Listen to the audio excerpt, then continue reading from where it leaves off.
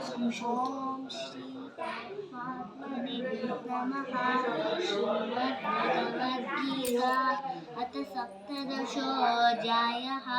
ಶ್ರದ್ಧಾತ್ರಯವಿಭಾಗಯೋಗಃ.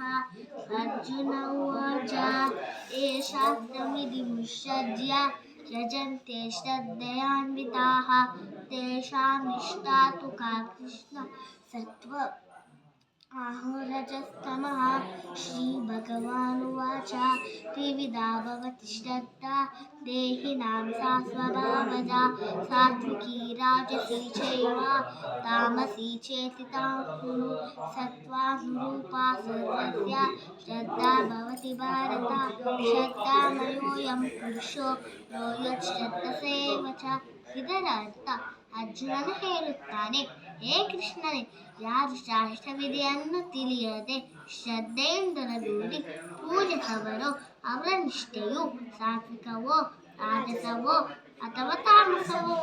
ಆಗ ಭಗವಂತನು ಹೇಳುತ್ತಾನೆ, ಜೀವನಿಗೆ ಸ್ವಭಾವದಿಂದುಂಟಾಗುವ ಶ್ರದ್ಧೆಯು ಸಾತ್ವಿಕ, ರಾಜಸ, ತಾಮಸ ಎಂದು 3 ಬಗೆಯಿದೆ.